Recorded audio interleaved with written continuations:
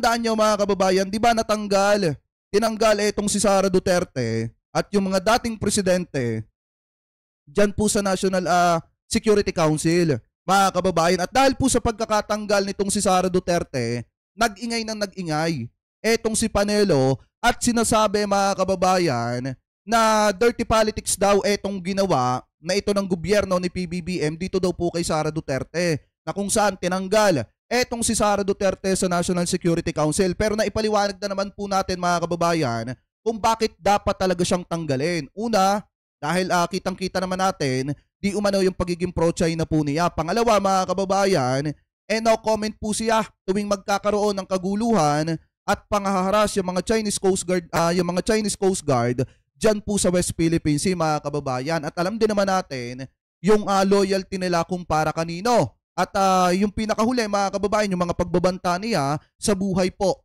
ng presidente. So ngayon mga kababayan, kahit sino, kung ako yung presidente at wala na akong tiwala sa kanya, talagang tatanggalin ko siya mga kababayan. Hindi lang sa National Security Council, kung hindi ko siya bibigyan ng posisyon sa gabinete mga kababayan. Kasi nga, iba na yung landas na tinatahak ng ating Vice Presidente mga kababayan sa gustong mangyari ng ating gobyerno na pagandahin at dalhin sa maganda ang Republika ng Pilipinas at ang bansang Pilipinas mga kababayan. So ngayon, pakinggan muna natin etong nakita po nating balita galing po dito sa Billionaire News, na kung saan ayon po kay Panelo, eto daw pong nangyayaring ito na pagtanggal kay Sara Duterte dyan daw po sa National Security Council ay isang halimbawa ng balasahan na dirty politics mga kababayan, or di kaya pinupunterya nila etong si Sara mga kababayan at pinagtutulong-tulungan nila. So ngayon, pakinggan po muna natin etong balitang ito. Sa gitna ng hidwaan sa pagitan ng dalawang pinakamataas na opisyal ng bansa,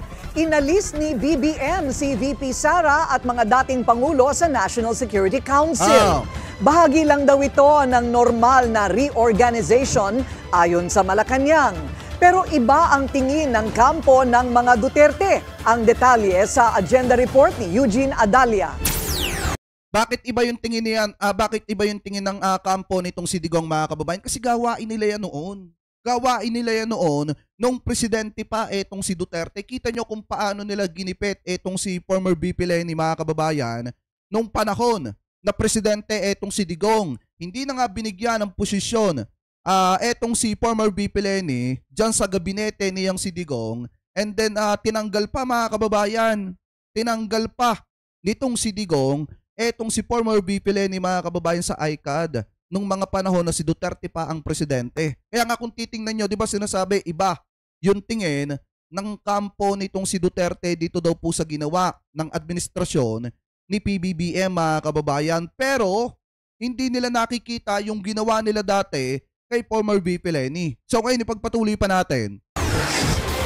Pure and simple politics, dirty politics of that. Ganyan inilarawan ni dating Chief Presidential Legal Counsel Salvador Panelo ang pagkakaalis ni VP Sara at mga dating Pangulo sa National Security Council. Sa At the Forefront ng Billionaire News Channel, sinabi ni Panelo na isa lang ang nakikita niyang dahilan. They want them out, the two Dutertes. It's all geared towards 2028. Now, the two other living presidents were included to deodorize para hindi halata. To make it appear na they're not targeting VP Sara as well as the former President Duterte. Sa buong kasaysayan daw ng NSC, ngayon lang tinanggal ang vice-presidente at mga dating pangulo. You need the insights of the Vice President, you need the insights of the di ba mga kababayan, parang nung panahon ni former President Ferdinand Marcos Sr., parang tinanggal din niya yung kanyang vice-presidente mga kababayan dun sa National Security Council. Pakitama na lamang po ako mga kababayan kung ako po ay mali. Kasi ang pagkakaunawa ko, para may nabasa akong article mga kababayan, naaalala ko lang, para may nabasa akong article na nung panahon ni former President Ferdinand Marcos Sr., tinanggal din niya sa National Security Council yung kanyang vice-presidente mga kababayan. Living presidents, they are well-equipped, they have experience, they know their subject. Bakit mo tatanggalin? Karapatan man ni Pangulong Bongbong Marcos na balasahin ang ahensya, ill-advised ito ayon kay Panelo. Sa inilabas na Executive Order No. 81 noong Biyernes, ang reorganisasyon ay para daw masiguro ang tibay ng NSC sa harap ng mga banta sa seguridad sa loob at labas ng bansa. Ayon kay Executive Secretary Lucas Bersamin, sa ngayon ay hindi kinakailangang isama pa si VP Sara para magawa ng NSC ang responsibilidad nito. Ito naman ang sagot ni Panelo. She is the second highest official of the land. At any time she succeeds to the presidency, she has to be there. She needs to be there. So in the Ayaw ng past, patulan when ng you were Malacanang ang mga pahayag ni Panelo. what did you see were Para sa some agenda, of the Eugene Adalia, relevant roles Billionaire of the News NSC? Channel. Lagi nilang iginigit mga kababayan na si Leni daw, na si Sara Duterte daw ang Vice Presidente ng Republika ng Pilipinas, at kailangan daw ni Sara Duterte na malaman mga kababayan yung mga napapag-usapan dyan daw po sa National Security Council, at hindi daw po pwedeng tanggalin ng ganun-ganun na lamang etong si Leni. Parang ganun yung sinasabi dito mga kababayan nitong si Panelo. Pero natanggalin ng ganun-ganun na lamang etong si Sara. Parang ganun yung sinasabi dyan mga kababayan ni Panelo. Alam nyo, sa totoo lang mga kababayan, eto kasi yung mahirap dyan. Ano po, yung ginagawa nila noon bumabalik sa kanila ngayon. Yung ginawa nila kay former VP Leni, bumabalik po sa kanila ngayon. Diba? Kaya nga sabi nung iba, wag niyong gawin sa iba kung ano yung ayaw ninyong gawin sa inyo. And then ginawa nila yan mga kababayan nung sila yung nasa kapangyarihan. Ginawa nila kay Leni yan nung tinanggal nila etong si Leni, mga kababayan, sa ICAD. Diba? Ginawa nila kay Leni yan nung panahon na si Duterte ang presidente. Tapos ngayon, na bumabalik na yung karma mga kababayan, ang igigit nitong si Panelo, dapat daw hindi tinanggal etong si Sara kasi vice presidente daw. Ano po, isa sa tao na may pinakamataas na posisyon or pangalawa sa may pinakamataas na posisyon dito daw po sa ating bansa. Anyway, eto, binatikos mga kababayan etong sinabi nitong si Panelo. Sinagot po siya mga kababayan dyan. Ang unang sumagot sa kanya dyan mga kababayan ay eto pong si dating ex-House Deputy Speaker, etong si Erin Tanyada, na kung saan mga kababayan, eto yung sinasabi niya dito, basahin po natin. Galing po ito mga kababayan sa People's Tonight. Sabi po dito, eto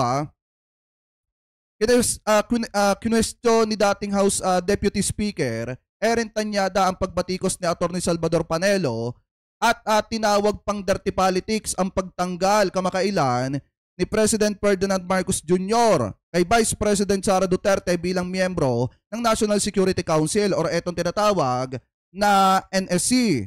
Sabi pa dito, ipinaalala ni Tanyada kay Panelo na pinagbawalan din, ito daw, pinagbawalan din ni dating Pangulong Rodrigo Duterte, ama ni VP Sara, sino ay Vice President Leni Robredo, na dumalo sa alinman pulong ng NSC. Ibig sabihin mga kababayan, pinagbawalan nitong si Duterte etong si former VP Leni na makihalubilo or makiisa or makisama mga kababayan doon sa mga pagpupulong ng dyan po sa National Security Council.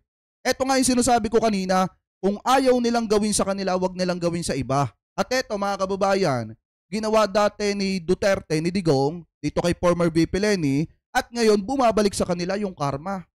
Diba?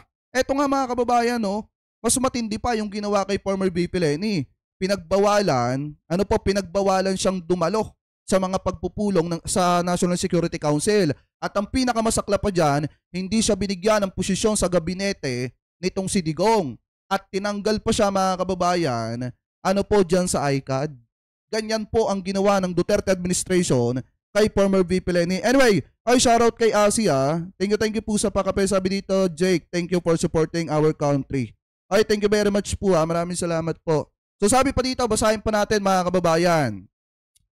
Sa isang post sa Twitter or X, dating Twitter, nitong Enero 4, sinabi ni Tanyada na kung wrong, kung mali, para kay Panelo ang ginawa ni Marcos, ngayon ay kay VP Sara, ibig daw sabihin ay also wrong or pinakamali. At isa pang mali ang ginawa noon ni Duterte kay Robredo.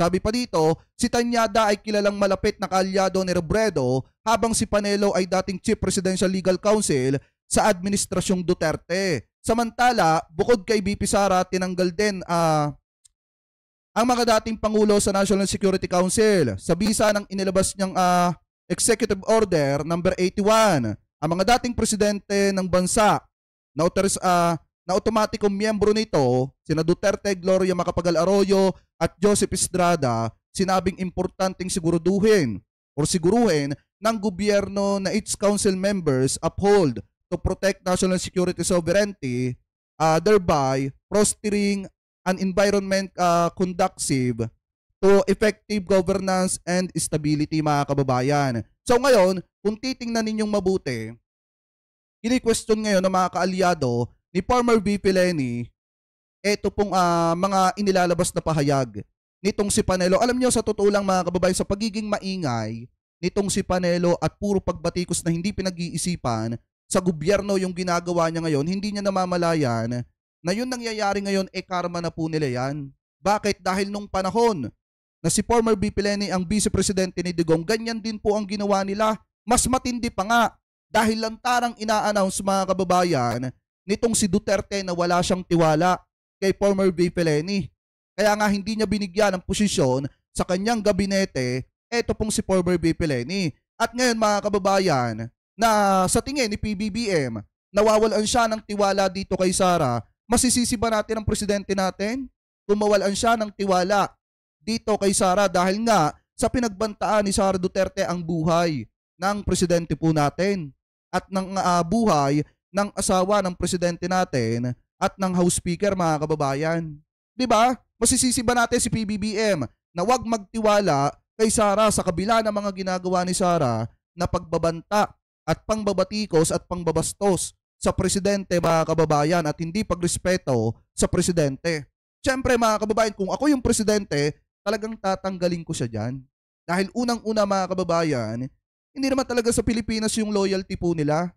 Dahil alam naman po natin na kapag wina-water cannon at hinaharas yung mga kusundaluhan natin, dyan po sa West Philippine Sea, tahimik po ang ating vice-presidente. Pero pag magbibigay ng lantarang importansya, dyan po sa China, mga kababayan, kita nyo naman.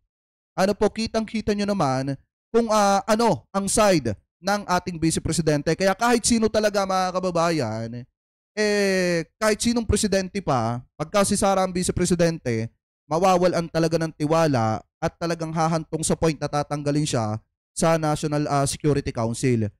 So ngayon, mga kababayan, baka sabihin ng iba, gumagawa pa tayo ng kwento. Mamaya pakita ko sa inyo yung mga video na ginawa ni Digong kay former VP Leni. Alam nyo kasi ang masaklap dyan sa mga taga-suporta nitong si Digong at sa kampo nitong si Digong, pag sila yung gagawa, pwede.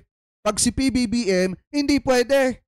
Nakuha niyo yung pinupunta, mga kababayan, pag sila yung gagawa, natatanggalin niya yung vice-presidente niya at hindi niya bibigyan ng posisyon sa gabinete, pag sa kanila pwede yan.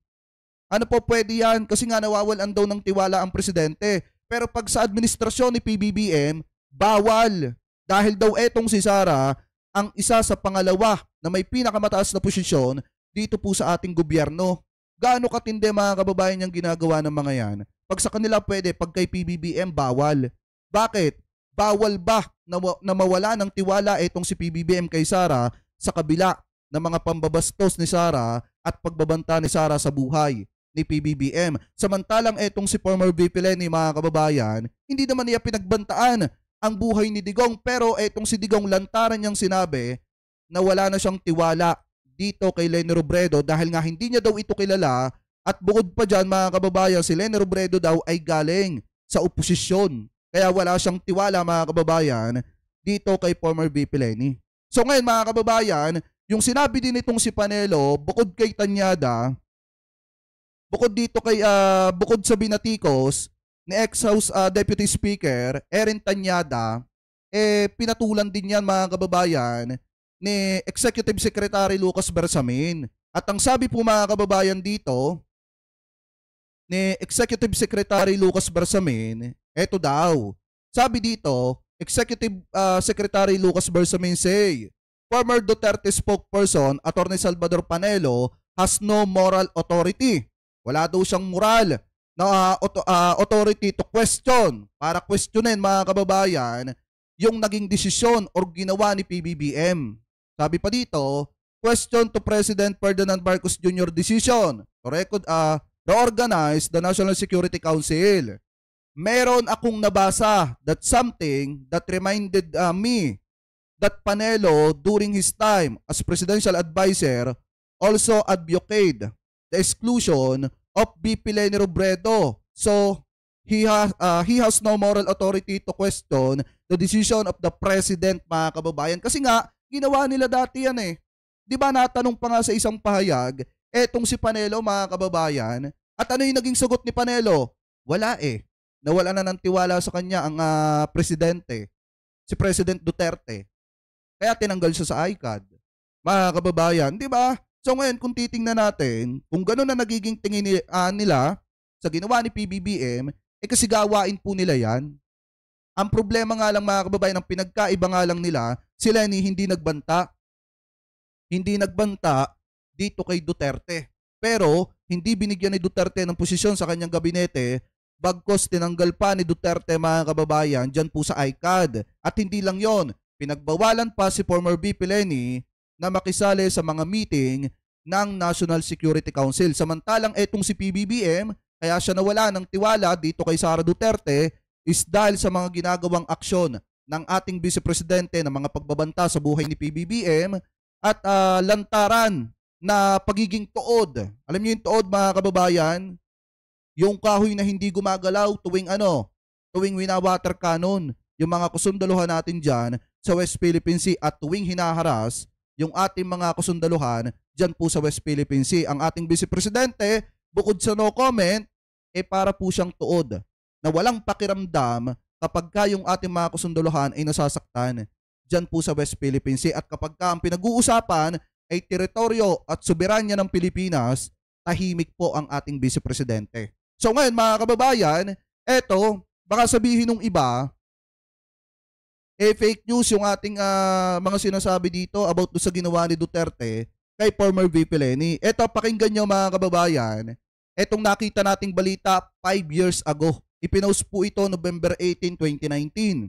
Sabi dito, Duterte, nilinaw na hindi miyembro ng gabinete si Robredo kahit itinalaga siya na drug czar. Mga kababayan, so eto, i-play po natin. Nilinaw ni Pangulong Rodrigo Duterte na hindi miyembro ng gabinete si Vice President Leni Robredo kahit itinalaga itong drug czar. Mula sa Malacanang, nasa telepono si Rosalie Cos para sa detalye ng balita. Yes, Rosalie.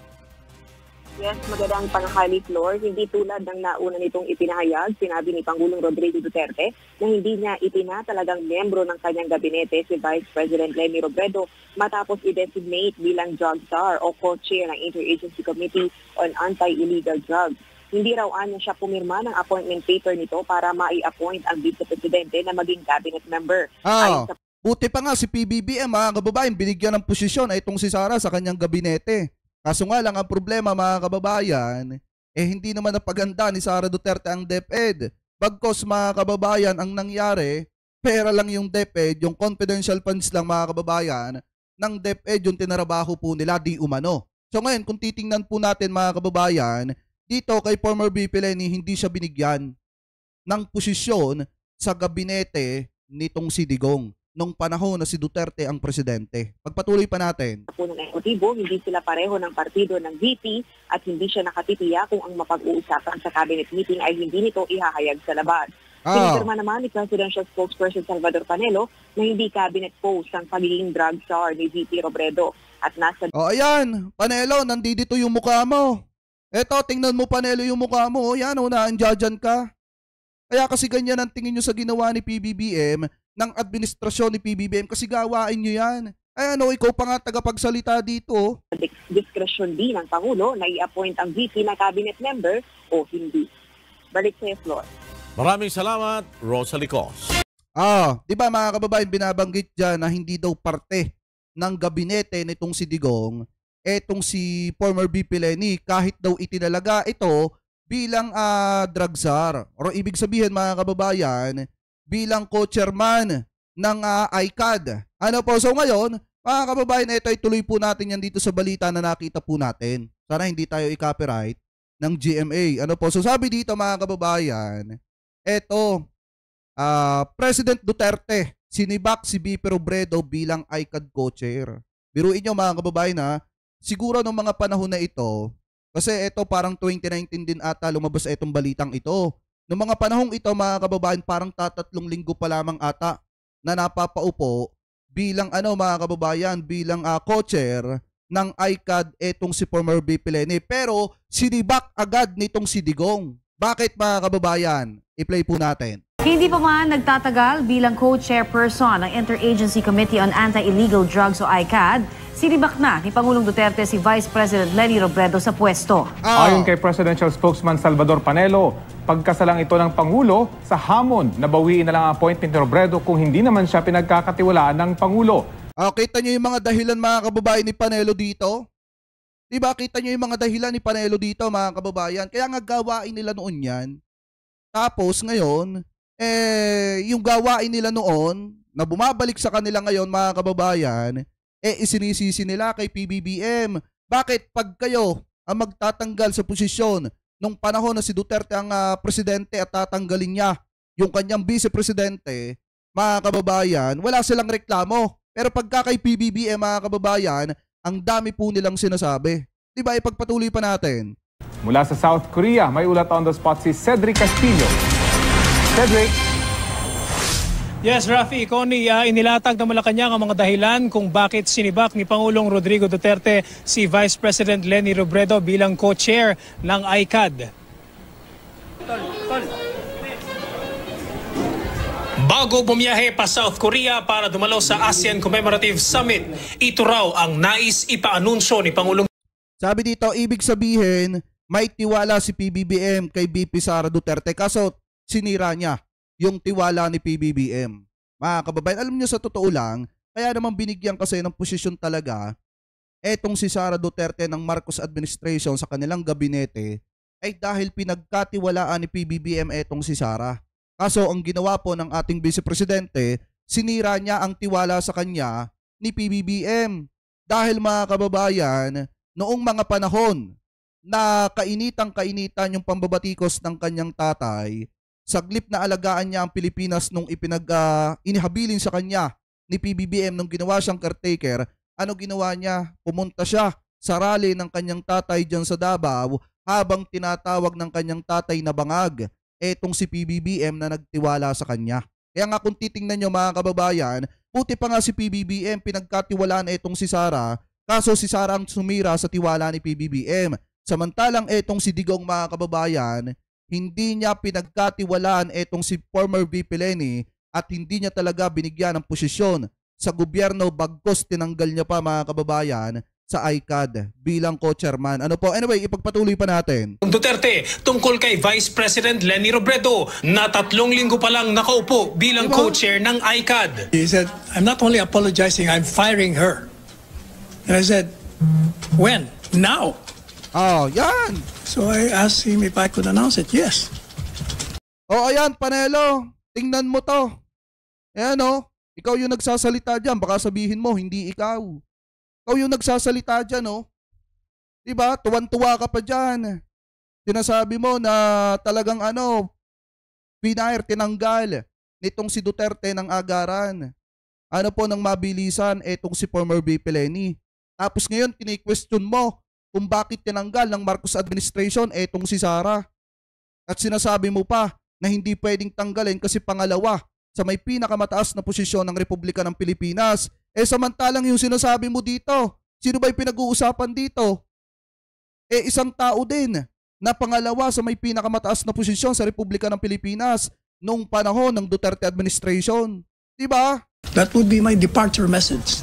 Sinibak si Robredo dahil sa pababatikos daw niya sa war on drugs ng administrasyon kahit wala naman daw siya di umanong maihain na solusyon bilang ICAD co-chair. Since you have criticized the administration's drive against illegal drugs as being one, a failure or ineffective, then you must have already some ideas or measures or tactics in your mind But you never presented that for the last 3 or 4 weeks. We have not heard of that, whether publicly or privately. Partida yan mga kababayan. Binatikos lang yung war on drugs daw nitong si Duterte mga kababayan. Binatikos daw ni former VP Leni pero 3 linggo pa lang na nakakaupo, tinanggal na po agad nila. At ang katuwiran nila, binatikos daw yung war on drugs nitong si Digong. Pero mga kababayan, di ba kung titingnan nyo yung pagkakaalis nitong si Sara Duterte sa National Security Council, may malalim na dahilan din. Ano yon mga kababayan? Kita nyo naman kung kanino talaga yung loyalty ng ating Vice Presidente at kung kanino talaga ang loyalty ni Digong. Di ba si Digong nga yung nag-suggest na gawin na lang ng China na probinsya ang Pilipinas mga kababayan. Tapos etong ating Vice Presidente mga kababayan, nagpasintabi po sa mga kababayan natin na Chinese, Filipino-Chinese, pero ang ating Vice Presidente nagpipretend na Chinese mga kababayan. At kita nyo naman kung kanino talaga yung kanyang loyalty. Tapos yung kanyang pananahimik sa tuwing magkakaroon ng issue dyan po sa West Philippine Sea mga kababayan at yung lantaran niyang pagbabanta sa buhay ng presidente, siguro naman sapat na dahilan na yon para mawala ng tiwala etong si PBBM at maging dahilan mga kababayan para hindi siya isama doon po sa National Security Council. Dahil alam naman po natin na may mga confidential na pinag-uusapan dyan na hindi pwedeng mailabas. Kung malalaman po yan ng ating Vice Presidente, baka mailink niya pa, di umano mga kababayan, doon sa kanyang sinusuportahan na bansa. Di umano ha, di umano. Ano po ngayon, ipagpatuloy pa natin. Dagdag pa ni Panelo, kumakasal lang si Duterte sa hamon ni Robredo at ni Liberal Party President Senator Kiko Pangilinan. Nabawi na lamang ang appointment kay Robredo kung hindi rin naman siya pinagkakatiwalaan ni Duterte. It's the VP Leni herself asking the president to fire her. Don't forget that. If you were the appointing power, how would you receive that kind of dare and taunt? Pagkakataon na sa kanya sana. Maging ang pakikipagpulong ni Robredo sa foreign nationals tungkol sa war on drugs, dahilan din daw para tanggalin siya sa ICAD. Nauna nang nagsorry si Pangulong Duterte dahil napaniwala raw siya sa fake news na nag-iimbita si Vice President Robredo ng banyagang kritiko ng Pangulo para usigin siya. Ayan, dahil sa pinaniwalaan mo Digong na fake news, nagkamali ka. Ayan diba mga kababayan, nagkamali siya dahil naniwala siya sa fake news na mga balita na nakakarating sa kanya kaya tinanggal niya etong si former VP Leni. At syempre alam naman natin mga kababayan, si Panelo talagang pagka may gusot mga kababayan ng mga Duterte, isa siya sa nagsasalita mga kababayan para maplansya yung gusot na yon. So ngayon kung titingnan po natin, sinasabi dito na humingi daw agad ng public apology, ng pasensya etong si Digong kasi nga naniwala siya sa mga fake news mga kababayan na nakakarating sa kanya na kung saan nag-iimbita etong si former VP Leni ng mga banyagang kritiko nitong si Duterte. Ano po ngayon, ipagpatuloy pa natin. Ito naman ang paliwanag ni Panelo tungkol sa apology ng Pangulo. Hindi nga, sinasabi niya nga hindi naman apology yun. He's just saying he's sorry that he relied on false news.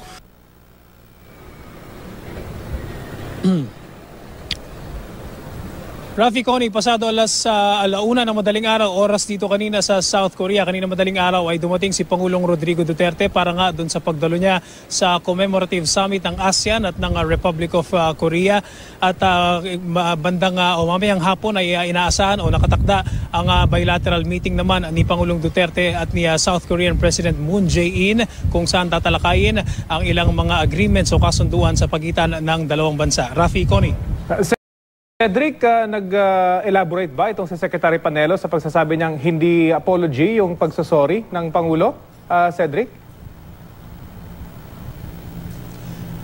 Ang sinasabi ni Secretary Panelo sa atin is hindi directly nag-apologize kay Vice President Leni Robredo si Pangulong Duterte. Instead ay nag-apologize siya para doon daw sa kanyang pagkaka-appreciate o pagkakapaniwala di umano doon sa fake news. Yun ang kanyang clarify doon sa ating press briefing kagabi kay Secretary Panelo. At doon sa kanyang conversation with the President ay dire-diretso nga doon na sinabi ng ni Pangulong Duterte na hindi hindi siya, bukod sa nag-apologize siya, ay ito daw yung kanyang mandato, ito daw yung kanyang direktiba na kailangan nang i-anunsyo o pinapa-anunsyo na nga kay Secretary Panelo na sisibakin na nga bilang co-chair ng ICAD si VP Leni Robredo, Rafi. Ayan, mga kababayan, nakat na natin dyan.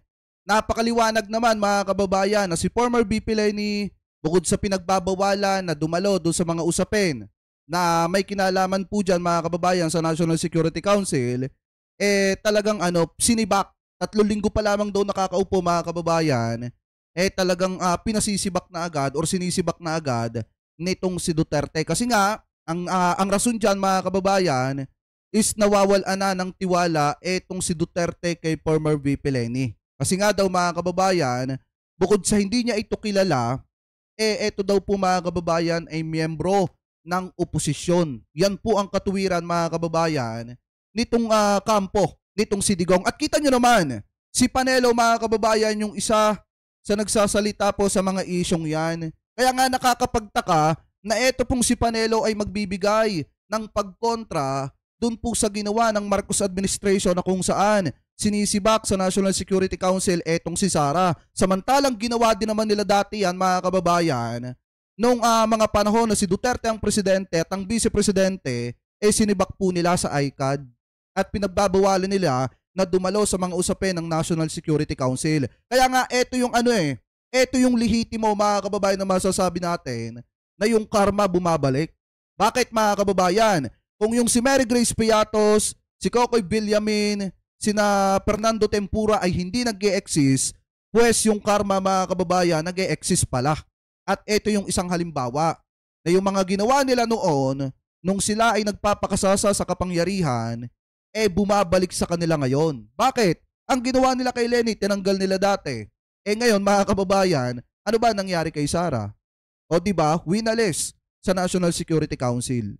Ibig sabihin, bumabalik lang yung karma sa kanila mga kababayan.